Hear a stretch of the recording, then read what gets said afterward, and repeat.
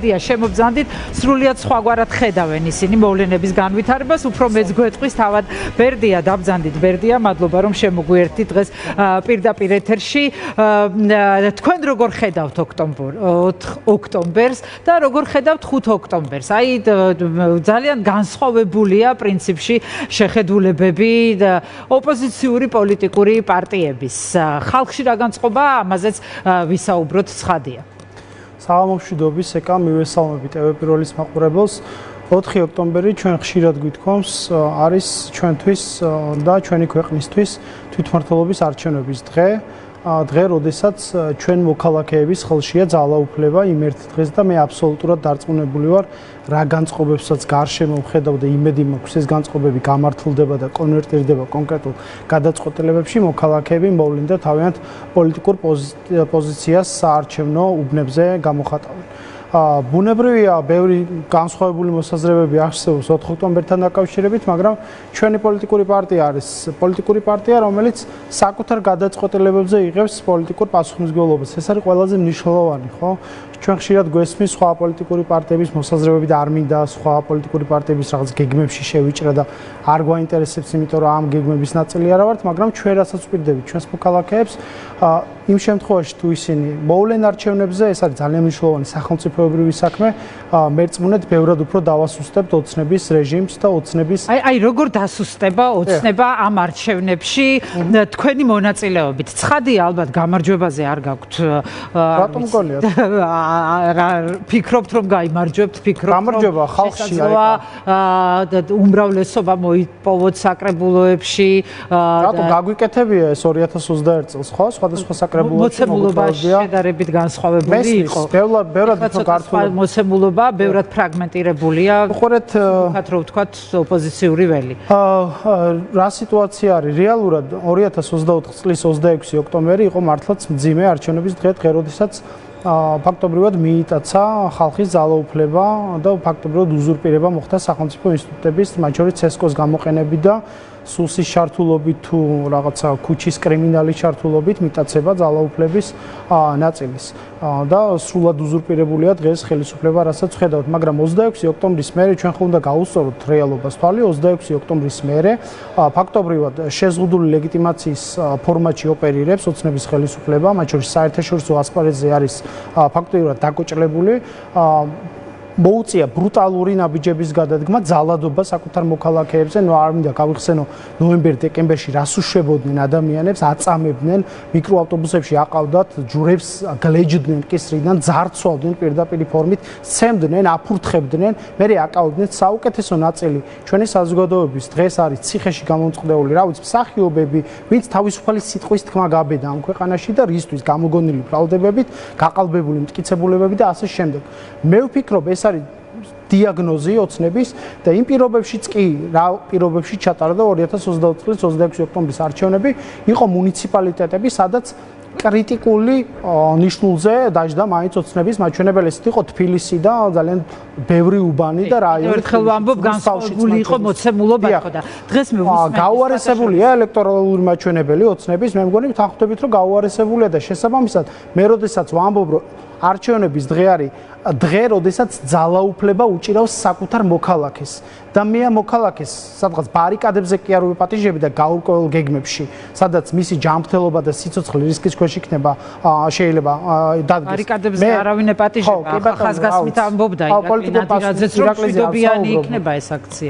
ხო, აქცია იქნება, მე ისიც არ ვიცი აქცია იქნება თუ იმიტომ რომ ზოგიერთი სპიკერი გამოდის და ამბობს აქციაზე მიცმოდი ხარ თუ არ მოხვიდეთო, სასეირნო განწყობა არ იქნებაო და ჩვენ წინააღმდეგობა უნდა გავწიოთ და ასე შემდეგ. ამიტომ ბევრი გაურკვევლობა არსებობს 4 ოქტომბერთან დაკავშირებით მეორე მხარეს. მე ისიც არ ვიცი ვინ არის პოლიტიკურად პასუხისმგებელი პირი, რა ვიცი, ნაცმოძრაობა იძახის. მე არა ვარ, პაატა ბურჭულაძეა ორგანიზატორი. 5 ოქტომბერს რა მოხდება, ამაზე პასუხისმგებლობას არ იღებს არამედ და მე შემიძლია მოდი იმაზე ისაუბრეთ, რაზე ხარ პასუხისმგებელი. ზაზა თავაძეს უსმენდი დღეს, მას ჰქონდა ბრიფინგი. ეს რაც ხდება არჩევნებთან დაკავშირებით დაშანტაჟებები, გადაბირებები და ასე შემდეგ და მან თქვა ასეთი ფრაზა, რომ 2024 წლის არჩევნების შემდეგო ცხადია კიდევ უფრო დაამძიმა ქართულმა ოცნებამ საარჩევნო სისტემა. ამას თქვენ თავადაც აღიარებთ. მიუხედავად ამისა, რა შედეგზე ხართ ორიენტირებული მე გკითხეთ და რისი იმედი გაქვთ საინტერესოა? მოქალაქის მე ხა რამდენიმე საათია სულ დაუბრუნდი სხვადასხვა რაიონიდან ბოლო 3-4 დღის განმავლობაში ვიყვებოდი რეგიონებში, იმერეთში, სამეგრელოში და აქტიურ კამპანიაში ვიყავი ჩართული და აბსოლუტური უმრავლესობა ამ ადამიანების, ვისაც ველაპარაკებით, ძალიან კარგად იაზრებს, რომ არჩევნებში მონაწილეობა არის მნიშვნელოვანი საკითხი. მერწმუნეთ ადამიანებს იქ ყოველდღიური გამოწვევები უდგას, რა ვიცი, იქ კონკრეტულად ადამიანები გვესაუბრებიან, რა ვიცი, ფიზიოლოგიური პრობლემები, მოთხოვნილებების საჭმლის პრობლემები აქვთ. რა ვიცი, ინფრასტრუქტურული პრობლემები აქვთ, სოციალურ-ეკონომიკური გამოწვევები აქვთ. და არჩევნებზე მისვლას აპირებს აბსოლუტური უმრავლესობა. ამიტომ ამას ჩვენ აბსოლუტური უმრავლესობა რაღაც ოპოზიციური ამომრჩევლის ნაწილის, რა თქმა უნდა, იმიტომ რომ ზოგი არიღებს საერთოდ ზოგი არიღებს მონაწილეობას. მე რისი იმედი მაქვს? მე მაქვს მოქალაქის აქტიური მოქალაქის პრობლემების მოგვარებით, ბერდია, რომელსაც პირდებით თქვენი საარჩევნო კამპანიის და პროგრამების ფარგლებში ადამიანებს, აი ამ სოციალური და ყოველდღიური პრობლემები, რომელიც მართლაც ძალიან მნიშვნელოვანია და ეს პრობლემები მოსაგვარებელია, ცხადია. აი ამ პრობლემების მოგვარებისთვის, აი ამ ზაობისთვის თუ აი ამ სურვილისთვის და ამ დაპირებისთვის უნდა მოქცენ ადამიანებმა თქვენ ხმა თუ იმისთვის, რომ ეს ქვეყანა გადავიდა იმ ისტორიული რელსებიდან ქართული ოცნების და ამ რეჟიმის პირობებში და მათი თაოსნობით, რომელიც იყო და ქონდა ისტორიულად, ანუ აცდა გეზს, მთავარს ევროკავშირის გზას. მესმის პოლიტიკა, მესმის ეს არის თვითმმართველობის არჩევნები, თავის სპეციფიკის მატარებელი და თავის სპეციფიურობით გამორჩეული. ნებისმიერ სოციოლოგიურ კვლევაში სოციალური, ეკონომიკური, ინფრასტრუქტურული და საყოფაცხოვრებო პრობლემები ყოველთვის წინ დგას ადამიანებს, რომ ბუნებრივი პრინციპი ადამიანი, რომელსაც შია, მას შიმშილის დაკმაყოფილების გარდა სხვა საფიქრალი არ აქვს. ამიტომ ჩვენ აი ამ პრობლემებს სამწუხაროდ დავშორდით. პოლიტიკოსები, საზოგადოება, რა ვიცი, მედია, ბევრი აქტორი დაშორდა ამ პრობლემებს. და ამიტომ ჩვენ ხიდები უნდა ვიპოვოთ ამ ადამიანებთან და მათ ყოველდღიური პრობლემების გადაწყვეტაში უნდა მივიღოთ მონაწილეობა და ესეთი არის თვითმმართველობის არჩევნები. ეს ხო არ ცulis იმ მოცემულობას, რომ დღეს გვყავს რეჟიმი, რომელსაც უკანონო პატიმრები ყავს, რომელიც ებრძვის თავისუფალ განსხვავებულ აზრს, გუდავს სამოქალაქო სექტორს. ეს ხო არ ცulis ამ მოცემულობას, მაგრამ თვითმმართველობის არჩევნები არის კონკრეტული არჩევნები, რომელშიც მონაწილეობა არის მნიშვნელოვანი და მნიშვნელოვანი ამ პლატფორმის გამარჯვებაზე გაქვთ? რა თქმა უნდა. მე წარმოუდგენელი ახლა თქვენი და ლელო ძლიერის საქართველოს გააჩნია გამარჯვებას თქვენ ასე ძახით. თქვენ ასე ძახით გამარჯვებას. მე გამარჯვებას ვეძახი, როდესაც მე გამარჯვებას ვიღაც და იმარჯვებს მეორე პარტია. გამარჯვებას რას ვეძახი? მე გამარჯვებას ვეძახი ოცნების ელექტორალურ ღვევას და მის დასუსტებას. რაც უფრო მეტ ადამიანს მოუწყვეთ ჩვენ ოცნებას, რომლებიც მერწმუნეთ პატრიოტი ადამიანები არიან მათი ნაწილი. მათი ნაწილი არის ადამიანები, რომელსაც ის ძალადობაც აწუხებს. ჩვენ უბრალოდ ამ ადამიანებთან მისასვლელი გზა უნდა ვიპოვოთ და დავარწმუნოთ, რომ ოცნება არის პობის რეჟიმში დღეს, რასაც აკეთებს ფაქტობრივად აი განგრენის პროცესი მიდის და კიდურებს იჭრის, ხო? ეს ამ პროცესს ვერ შეაჩერებს. და ძალიან კარგად ესმით ამ ადამიანების ნაწილს, რომელიც პროევროპულად არის განწყობილი და ასე შემდეგ.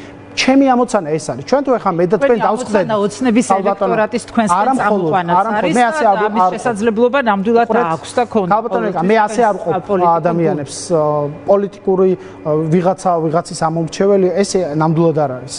ანუ ადამიანი არის ამომრჩეველი სწორი პოზიციის და მე ვფიქრობ სწორი პოზიციონირება არის დღეს არჩევნებში მონაწილეობის. თქვენი ლიდერი გიორგი გახარია როდის დაბრუნდება საქართველოში 5 ოქტომბერს დაბრუნდება თუ მანამდე ვიდრე მასთან ქართული ოცნების მიერ დაწყებულია ეს კამპანია და კითხვები და რაღაც ერთგვარი ზეწოლა მასზე არ შეჩერდება? ამაზე რა შეგიძლიათ მითხრათ? ხო, გიორგი გახარიას მიმართ აი რა ბინძური კამპანიაც და პოლიტიკური და სამართლებრივი კითხვები არის აღზრული და ფაქტობრივად ბრალის შესახებ დადგენილებების გამზადებული აქვს მასზე.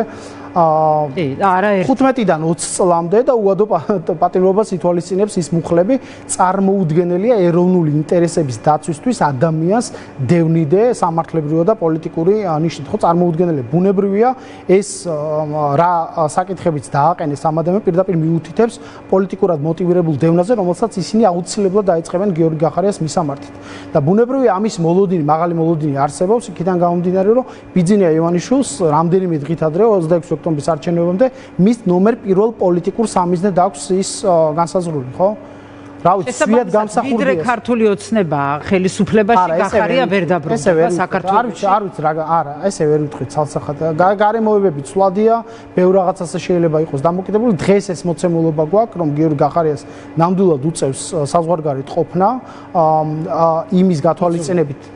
იმის გათვალისწინებით რა ვითარებაც დღეს არის შექმნილი და მნიშვნელოვანი ეს რატოა გარეთ იმიტომ რომ ფაქტობრივად ივანიშვილის იურისდიქციის ქვეშ არ შემოდის ეს ძალიან მნიშვნელოვანია მისი ღია პოლიტიკური ოპერირებისთვის როგორც საზღვარგარეთ ჩვენი ქვეყნის ეროვნული ინტერესების დაცვისთვის და ასე პოლიტიკური საქმიანობისთვის რომელსაც ის ეწევა ჩვენს პოლიტიკურ პარტიაში მათ შორის რა თქმა უნდა თქვენ ახსენეთ რომ ეს ბევრ გარემოებაზე არისო დამოკიდებული არის თუ არა ეს გარემოება თქვენი პარლამენტში შესვლა არ შესვლა და გაქვთ თუ არა გათვლა ამაზე გადაწყვეტილება მიიღეთ თუ არა უკვე ანუ მუნიციპალური არჩევნების შემდეგ როგორ მოიქცევა პოლიტიკური ბოიკოტის საკითხი რა თქმა უნდა არ შეცვლილა ჩვენი განწყობები ამ არჩევნებთან დაკავშირებით და პოლიტიკური პოზიციონირება პარლამენტში ყოფნა არ ყოფნასთან დაკავშირებით არ შეცვლილა ვიღაცები გარკვეული აქტორები რა თქმა უნდა ცდილობენ ამის რაღაცა ბინძური პოლიტიკური მიზნებისთვის გამოყენებას ის გამოყენებას თქვენ თავად არ გამორიცხეთ როგორც მახსოვს რომ რა კავშირში არის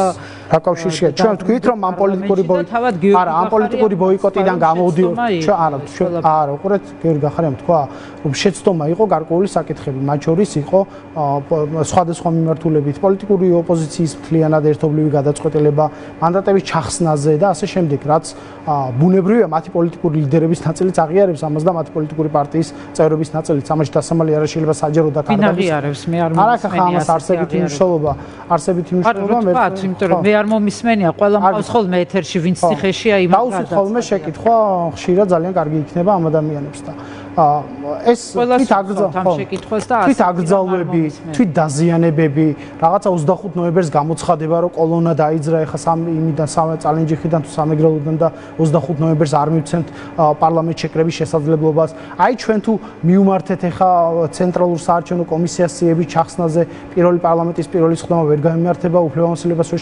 მთელი რიგი შეცდომები იყო დაშვებული ოპოზიციის პოლიტიკური ოპოზიციის. მაგრამ გამორიცხავთ პარლამენტში თქვენი პარტიის დაბრუნებას? ჩვენი პოლიტიკური პარტია მოგეხსენებათ არის პირველივე დღიდან ბოიკოტის რეჟიმში, მას ლეგიტიმაცია არ მიუნიჭებია ამ პარლამენტისთვის. ეგრეთ წოდებული ხელისუფლება ოპერირებს დღეს შეზღუდული ლეგიტიმაციის ფარგლებში პოლიტიკური ბოიკოტის საკითხი ჩვენი მხრიდან არ შეცვლილა და არც განიხილება შეცვლა ამ საკითხის და ნებისმიერი ამ საკითხთან მიმართებით პოლიტიკური პოზიციონირება ჩვენს გარეშე რომ იღებენ გადაწყვეტილებებს ეს ადამიანები და ხშირად მომისმენია კიდევაც აი არ ჩახსნა გახარიამ სია და აუცილებლად შევა პარლამენტში და მიანიჭებს ლეგიტიმაციას მოხდა ესე არ მოხდა ხო ანუ ბევრი ესეთი რაღაცა ანუ არაპირებთ პოლიტიკურ ბოიკოტში რჩება ამ ეტაპზე თქვენი პასუხი ესეთია მაგრამ როგორც იმართება პოლიტიკური პროცესები დამოკიდებულია მაგაზეც გადაწყვეტილების შეცვლა არ შეცვლა ჩვენ ვრჩებით პოლიტიკურ ბოიკოტში ნებისმიერი სხვა სცენარების დახატვა ეხა ბუნებრივია არ იქნება სწორი და მართებული მე სალომე სამადაშვილი იყო ჩემი პირველი სტუმარი მასაც ვკითხე და თქვენთანაც მინდა ეს შეკითხვა დავსვა თან იქიდან გამომდინარე რომ იყო შეხვედრა ლელოს ლიდერი მამუკა ხაზარაძის და გიორგი გახარიასი ევროპაში მე კონკრეტულად არ ვიცი სად შეხვდნენ ისინი ერთმანეთს თქვენ როგორ ხედავთ აი ამ ორი პოლიტიკური ძალის შემდგომ ურთიერთობას საუბრობთ თუ არა ამაზე ან გაქვთ თუ არა თქვენ რაიმე გათვლა უკვე შეგიძლიათ თუ არა ეს პარტნიორობა გაგრძელდება ან როგორ გაგრძელდება ამას როგორ უყურებთ ჩვენი პოლიტიკური პარტია აფასებს პირველ რიგში იმ პარტნიორულ ურთიერთობებს რომელიც ამ მემორანდუმის ფარგლებში ჩამოყალიბდა ყველამ კარგად უნდა იცოდეს რომ ეს ეფუძნება თანასწორობის პრინციპს ეს ეფუძნება ესე რა ვთქვათ, კონკურენციის გამორიცხვის პრინციპს, რომლითაც ჩვენ არ გვყავს კონკურენტი მერობის კანდიდატები და მაჟორიტარი კანდიდატები სხვადასხვა ოლქებში წარმოდგენილი. ჩვენ მხარს უჭერთ ირაკლი კუპრაძეს, როგორც თბილისის მერობის კანდიდატს, ისევე როგორც ლელო მხარს ბათუმში. შემდეგ გაგზავნების ხო, რაც შეეხება კონკრეტულ მემორანდუმს, ეს მემორანდუმი შემოსაზღვრულია კონკრეტული ფარგლებით, ეს არის მუნიციპალური არჩევნები. დანარჩენ საკითხთან დაკავშირებით, როგორ განვითარდება 5 ოქტომბრის მერე ეს თანამშრომლობის რეჟიმი ლელოსთან, ვთქვათ, იქნება ადგილობრივი მუნიციპალურ დონეზე თანამშრომლობა.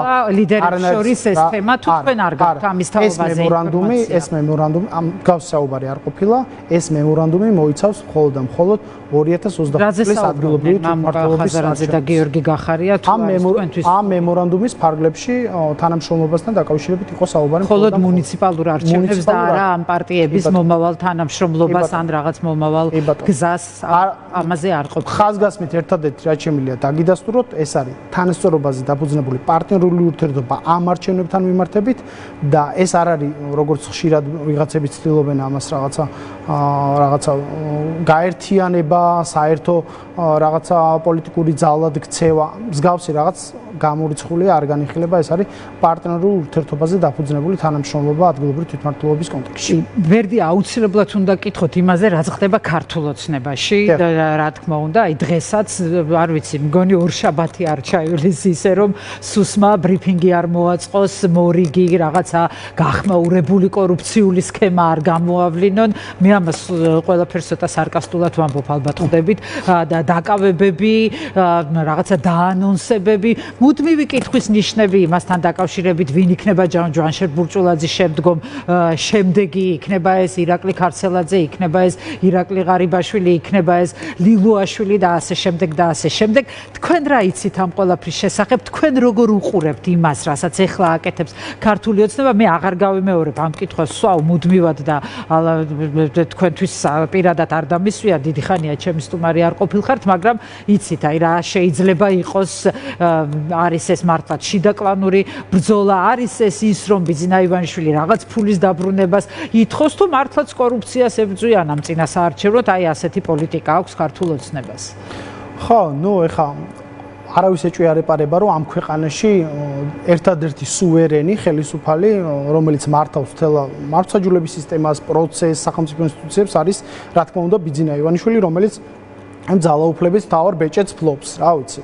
მის ხელშია მართლმსაჯულების სისტემა, მართლმსაჯულების სისტემაში თუ ვერ მოაგვარა საკითხი კრიმინალი, ქუჩა, რომლითაც წყვეტს ამ ქუჩურ გარიგებებს და ბიზნეს სამართლებრივ დავებს, მის ხელშია პოლიცია, მის ხელშია პროკურატურის სისტემა, სახელმწიფო უსაფრთხოების სამსახურის სისტემა, მართლმსაჯულების მთელი რგოლი ჯაჭვი, რომელიც აი ამ პროცესში მონაწილეობს. ამიტომ ნებისმიერი საქმე, რომელიც ეხლა იწყება და რომელიც ეხლა მთავრდება, პირდაპირ მიუთითებს ერთადერთ რამეზე. კორუფცია იყო მწვანე ანთებული ამ ხელისუფლების პირობებში. მაშინ, როდესაც მაკონტროლებელი ზედამხედველი ფუნქციების მატარებელი უნდა ყოფილიყო ირაკლი კობახიძე, როგორც მმართველი პარტიის თავმჯდომარე, რომლის წინაშეც ანგარიშვალდებულება ჰქონდა მთავრობის თითოეულ წევრს, ხომ? როგორც პარლამენტის წევრის წინაშე.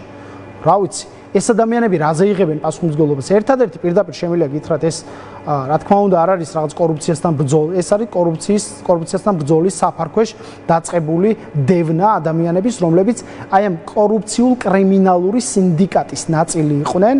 იმაზე მეტი მოიპარეს ფული, იმაზე მეტი ვიდრე იყო ნებადართული და დღეს ამ ფულის ამოღების სპეციალური ღონისძიება მიმდინარეობს სახელმწიფო უსაფრთხოების სამსახურის თუ სხვა სამსახურების გამოყენების, ხო? ჩვენ ძალიან კარგად ვიცით, რომ ეს ქვეყანა თვითონ თქვენი ინფორმაციით, იმიტომ რომ თქვენ უფრო იცნობთ ამ გუნდს, ასე ვთქვათ, თუ გუნდი შეიძლება მათ ეწოდოს. თვითონ გვარწმუნებდნენ ეს ადამიანები, რომ როგორ შავი ხვრელი, როგორ შეიძლება იყოსო ეს ქვეყანაო და 600 მილიონი დოლარი ფაქტობრივად გათეთრდა ამ ქვეყანაში. ქეშად შემოიტანეს.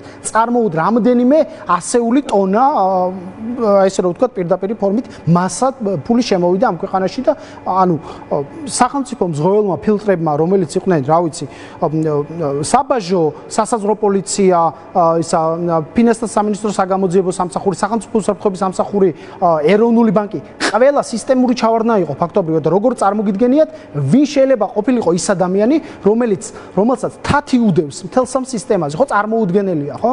ძალიან კარგად იცოდნენ, რომ ეს ხდებოდა. ან კოლ-ცენტრები და თქვენ რა გონიათ, ეხლა კოლ-ცენტრები ფუნქციონირებენ ქვეყანაში, ევროპაში პარავენ პენსიონერებს ფულს და აი რაც ფულით შემოდის, მთელი ეს არის შავი ფულის გაყოფის სპეციალური ღონისძიება და იმ ადამიანების დასჯის ღონისძიება კიდევ ვინ? აუცილებლად ბუნებრივია დაიჯება, იმიტომ რომ ფაქტობრივად გამოცხადებული აქვს კონკრეტული სამიზნე კობახიძის დაჯგუფებას. ეს არის ირაკლი ღარიბაშვილი და მისი პოლიტიკური გუნდი, რომელსაც ფაქტობრივად მისცეს სრული კარტ ბლანში, ყველა სამინისტროს პორტფელი ჩააბარა ფაქტობრივად პარტიამ, მაშინ თუ ბიძინა ევანიშვილმა, ვინც იყო და დღეს ამ ადამიანებს ხედავთ, როგორ არიან ატუზულები სახელმწიფო უსაფრთხოების. ეს ყველაფერი ხდება იმისთვის, რომ ღარიბაშვილამდე მივიდეს საქმე? იცით რა მდგონია? შევიწროება მიმდინარეობს ღარიბაშვილს შეიძლება პერსონალურად სისხლისამართლე პასუხისმგებაში არავინ არ მისცენ, მაგრამ ყველას აბსოლუტურად გაფცქმნის ბიძინა ივანიშვილი, იმიტომ რომ მას პერსონალურად უდგას ფინანსური პრობლემაც, იმიტომ რომ რაც არ უნდა გვიმტკიცონ, რომ რაღაცა რესტარტი უნდათ ამერიკის შეერთებულ შტატებში, დღეს არის ამერიკის შეერთებული შტატების ხაზინის სანქციის ქვეშ ბიძინა ივანიშვილი, რომელსაც ფინანსურ რესურსებზე შეზღუდული წვდომა აქვს და შესაბამისად ის დაინტერესებულია, რაც უფრო მეტი დაგისვათ და დაგემშვიდობებით და შეძლებს დაგვარად მოკლედ მიპასუხეთ, გაგვიგრძელდა საუბარი, მომნატრებია თქვენთან ინტერვიუ, იმდენი ხანი არ ყოფილხარ სხვათა შორის ჩემს ეთერში. რა შედეგებიც არ უნდა დადგეს თვითმმართველობის არჩევნების შემდეგ აღიარებთ ამ შედეგებს თუ რას აპირებთ? აი სიმართლე რო გითხრათ, ძალიან ისეთი შეკითხვანი. წარმოუდგენელია ამაზე საუბარი, სანამ არჩევნები არ ჩატარდება და კონკრეტულ შედეგებს არ დავინახავთ ჩვენ სხვადასხვა მუნიციპალიტეტში. იმიტომ რომ ეს არ არის კლასიკური ტიპის საპარლამენტო არჩევნები, სადაც $1 იყრება ყველა ხმა. შეიძლება მე მომიწიოს აღიარება თვითმმართველობის არჩევნების შედეგების რაღაცა წალენჯიხის მუნიციპალიტეტში, სადაც უნიკალურად ითვლება ადგილობრივი მობილიზებული ხმების და სადღაც ვერ ვაღიარო ეს არჩევნები. ამიტომ ეს არის რთული საკითხი და 4 ოქტომბრის შემდეგ 5 ოქტომბერს როცა გასაჩივრების ეტაპები დასრულდება, ამის შემდეგ შეგვიძლია შევაფასოთ ეს. მადლობა ბედრია, მადლობა რომ მიყავით ჩემი სტუმარი. წარმატებებს გისურვებთ თქვენს მიერ არჩეულ გზაზე. ნახოთ რა მოხდება 4-ში, როგორი იქნება 5 ოქტომბერი. გემშვიდობებით, ბერდია სიჭინავა იყო ჩვენი სტუმარი, პარტია გახარია საქართველოსთვის აღმასრულებელი მდივანი. ჩვენ ახლა კვლავ რეკლამის დრო გვაქვს და რეკლამის შემდეგ კვლავ ეთერში დავუბრუნდებით.